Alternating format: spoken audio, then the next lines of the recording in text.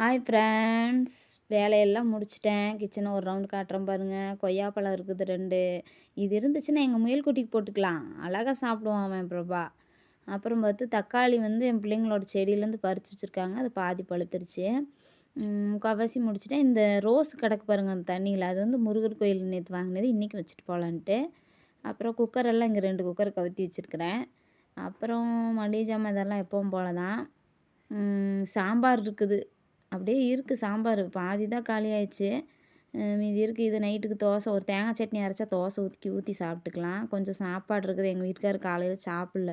அவிகளுக்கு வேலைன்னு தெரிகிறாவோ, ஆனால் சாப்பாடை கூட எடுக்காமல் இருக்கிறாங்க. நமக்கு ஒரு நேரம் சாப்பிட்லன்னா வயிறு கப கபன்னு அரிக்குது. எப்படி தான் சாப்பிடாமல் இருக்காங்களோ தெரியல. அப்புறம் அடுப்பு வந்து இந்த அளவு புதுசாக வேறு மாதிரி டிசைன் பண்ணியிருக்கேன். பிடிச்சிருந்தா கமெண்ட்டில் சொல்லுங்கள்.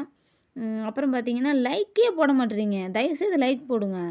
இந்த கடுவு சந்தனம் வச்சு அதில் வந்து அம்மாவோட மூஞ்சி மாதிரி கண்ணு மூக்கு வரைஞ்சிருக்கேன். அடுத்த தடவை ரியலாக பண்ணுறேன். இந்த தடவை ஒரு தடவைக்கு தெரிஞ்ச அளவுக்கு பண்ணியிருக்கேன். ஃபுல்லாக பாத்திரம் கழுவி எல்லா வேலையும் முடிச்சிட்டேன். பாய் ஃப்ரெண்ட்ஸ், இந்த வீடியோ பிடிச்சிருந்தா லைக் பண்ணுங்கள். மறக்காமல் நம்ம சேனலை சப்ஸ்கிரைப் பண்ணுங்கள். லைக் போடுங்க.